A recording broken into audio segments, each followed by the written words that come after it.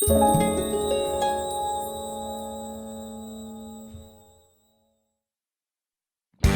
遠亭で肝試し大会が開催された。イベントを楽しむ妖怪たち。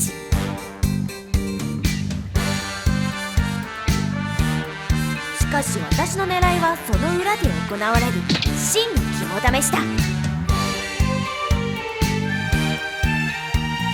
迷いのちくりに現れるという不老不死の怪物。その生き肝を食べれば不老不死になれるという。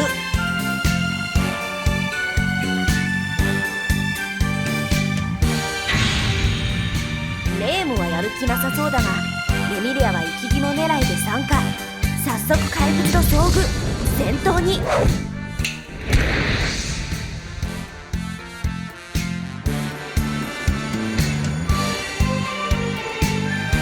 レミリアを心配するサクヤは永遠手のウサギを締め上げて真相にたどり着いた。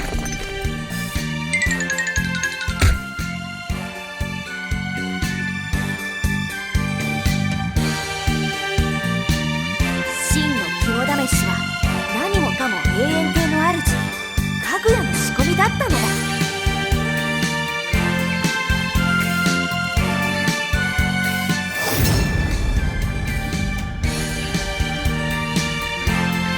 私もレミリアもまだそれを知らない。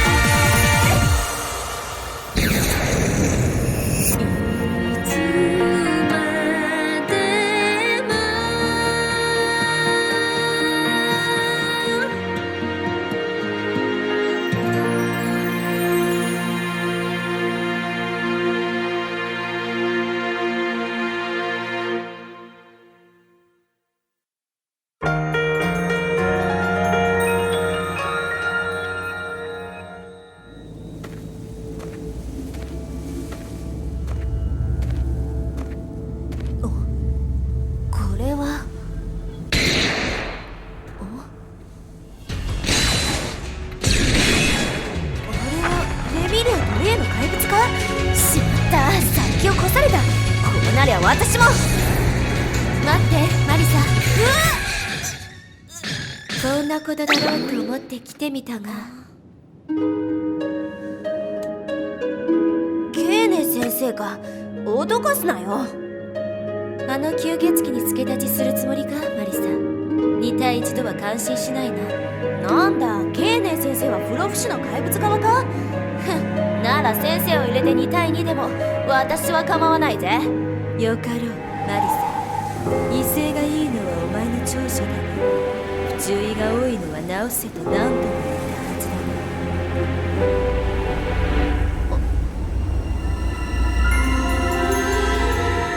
今宵の本物の毎日だ。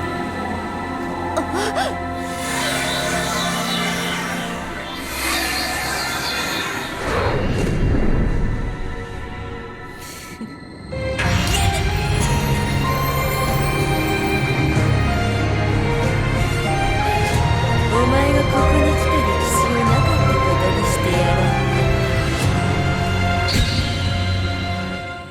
あら、バレちゃった？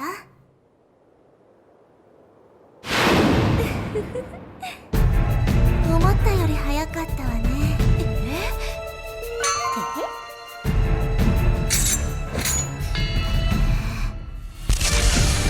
そろそろ決着をつけましょう。さあ受けてみよう、我が力。任せ、主張の炎で貴様を焼き尽くしてやる。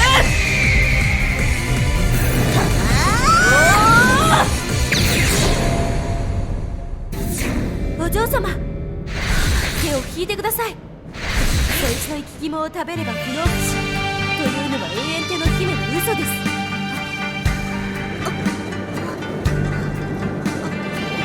永遠手の姫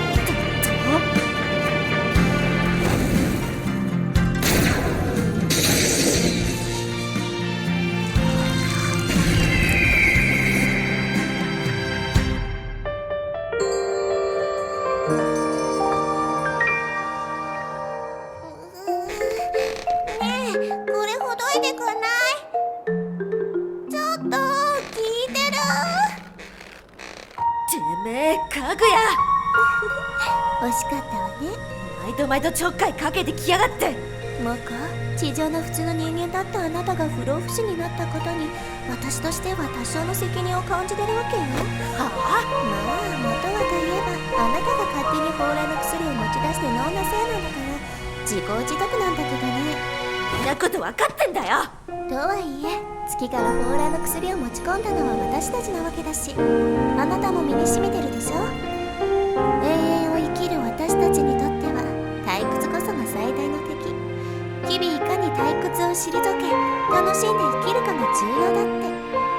だからこうやっていろいろイベントを考え出して少しでもあなたの退屈を紛らわせようとしてるわけよ。お前が楽しんでるだけだろうが。そこは一石二鳥ってやつ。ふざけんな。5、6仲介まとめてぶっ殺してやる。私たちも手伝うわよ。あらまあ。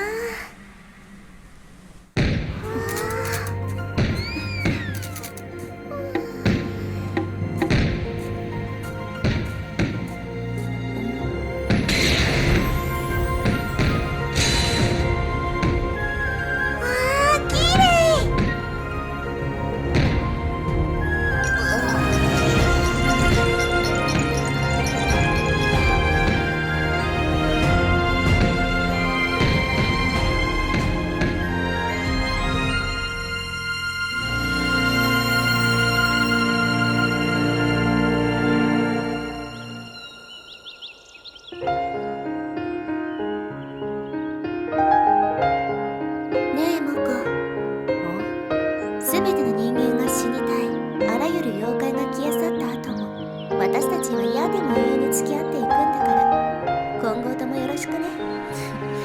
絶対にお前を始末する方法を見つけ出してやる。ああ、そういうのもいいわね。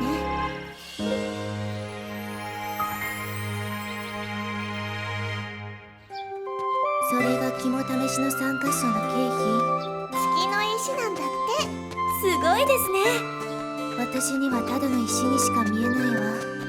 お嬢様、不老不死の生き肝を私に食べさせるつもりだったんですか？まったく無駄足だったわ。妖怪に比べれば人間の寿命は確かに短いかもしれませんが、生きている間はずっと一緒にいますよ。おかえり。片付けてくれてたのか。すまないな。僕一人じゃ大変でしょ。迷いの竹林が幻想郷に開かれて案内人の仕事は減るかと思ったらそうでもなさそうね。まあ退屈はしなさそうだよ。「